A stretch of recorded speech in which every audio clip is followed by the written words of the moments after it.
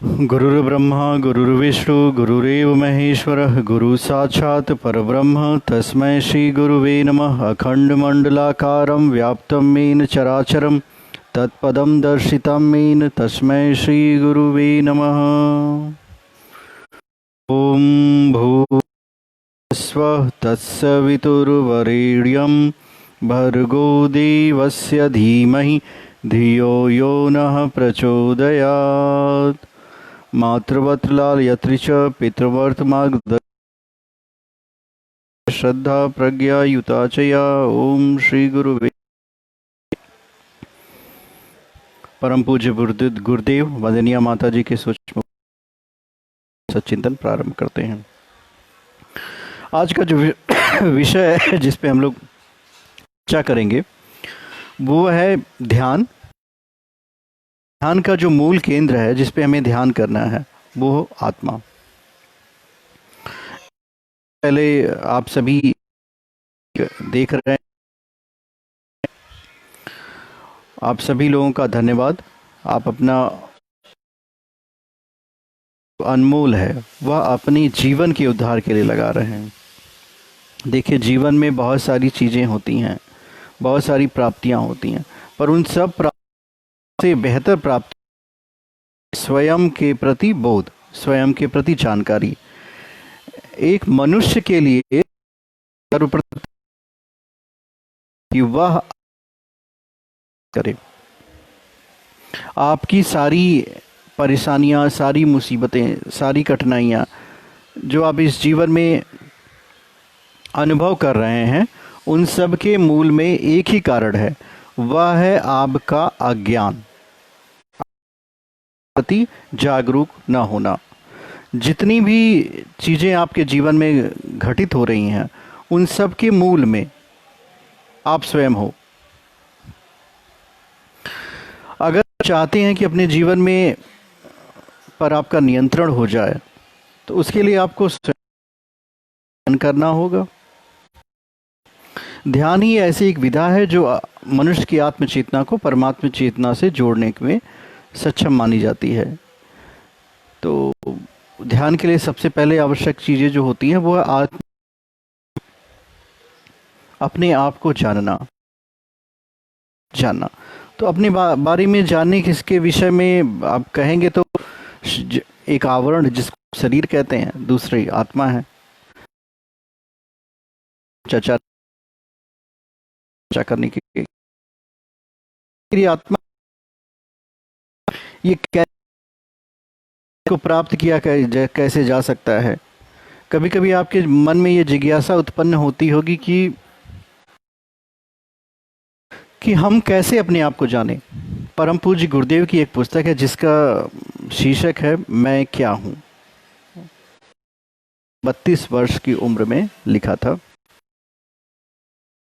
उन्होंने उत्तर दे दिया है जो किसी भी आध्यात्मिक मार्ग पे चलने वाले व्यक्ति को मन में संशय उत्पन्न हो, जानने की जिज्ञासा, ये सारे प्रश्न उत्तर गुरुदेव ने दे दिया है।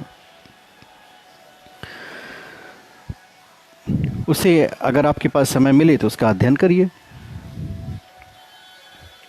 एक श्लोक है, क काल कानी मित्राणि को देशे कौ व्या अगमो कशाहम काच में शक्तिरिंचत मुहर्मो। ये चाणक्य नीति का श्लोक है। कौन सा समय है मेरे मित्र, कौन है शत्रु, कौन है, कौन सा देश है, मेरी आय व्यय क्या है, मैं कौन हूँ, मेरी विचार शक्ति कितनी है। इन बातों का हर मनुष्य को बराबर विचार करते रहना चाहिए। आत्मबोध होने के बाद, अपने संबंध में पूरी जानकारी प्राप्त लेने के बाद कुछ जानना शेष नहीं रह जाता है। जो जीव होता है वो वास्तव में है, वह बुरे रूप में दिखाई देता है। परिष्कृत कर दें, परिमार्जित कर तो आपको कोई समस्या ही नहीं है। और उसके भीतर हुई है शक्ति का वह केंद्र है। सारी कठिनाइयां, सारी दुख इसी बात के हैं कि हम अपने को नहीं जानते। जब आत्म स्वरूप को समझ जाते हैं तब किसी प्रकार का कष्ट नहीं रहता है। रूप का अनुभव करने पर वह व्यक्ति क्या कहता है? क्या कहेगा व्यक्ति अगर अपने स्वरूप का अनुभव हो जाएगा? श्लोक में कहा गया है, नाहम जातो जन्म मृत्यु कुतो में, नाहम प्राणम क्षुप्ति पाश कुतो में, नाहम चित्तम शोक मोह कुतो में, नाहम कर्ता बंध मोक्ष कुतो में। उत्पन्न नहीं हुआ हूं, फिर मेरा जन्म मृत्यु कैसे? मैं प्राण नहीं हूं, फिर भूख प्यास मुझे कैसे? मैं चित्त नहीं हूं, फिर मुझे शोक, मेरा अंधमोच कैसे? उस आत्म की अभिव्यक्ति होती है। होता क्या है, किसी व्यक्ति से अगर आप पूछें कि आप हैं कौन, तो उसका जो वह उत्तर देगा वह अपने क्या कह सकता है?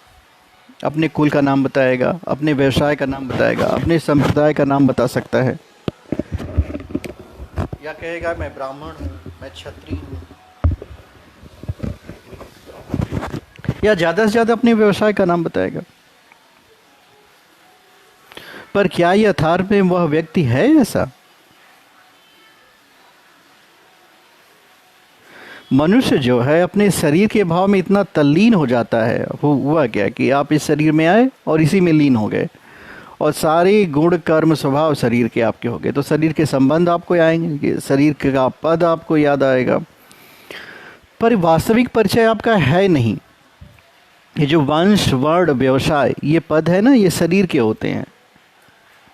शरीर मनुष्य का एक परिधान है। जैसे मैं यहाँ पे आपके सामने कुर्ता पहन के बैठा हूँ, हम सभी वस्त्र धारण करते हैं, उसी तरह ये पद वर्ण और व्यवसाय वंश ये सभी परिधान हैं। परंतु होता क्या है, भ्रम और अज्ञान के कारण मनुष्य अपने आप को शरीर ही मान बैठता है, और जो उसका समय होता है शरीर की ज़रूरतें पूरा करने में ही व्यतीत हो जाता है, और एक दिन उसका अंत समय आता है, शरीर का अंत समय, और उसे यह अनुभूति नहीं हो पाती कि इतना लंबा उसने जीवन जी लिया और वह स्वयं को ही जान नहीं पाया। मनुष्य तो शरीर में ही रहता है, ये सच है कि हम इस शरीर में रहते हैं, पर हम ये शरीर नहीं है। जैसे मैं इस घर में रहता हूँ पर मैं घर नहीं हूँ। अगर मैं गाड़ी में बैठ जाऊँ तो मैं गाड़ी नहीं हो जाता, मैं गाड़ी का ड्राइवर हूँ, चलाने वाला हूँ। जब मनुष्य के शरीर से प्राण निकल जाता है तो शरीर तो ज्यों का त्यों बना रहता है, पर उसमें से कोई वस्तु घटती नहीं, तो वह मृत कैसे हो जाता है? अगर उसको थोड़ा देर के लिए और छोड़ दिया जाए तो उसमें कीड़े पड़ जाएंगे, उसकी दुर्दशा होने लगेगी।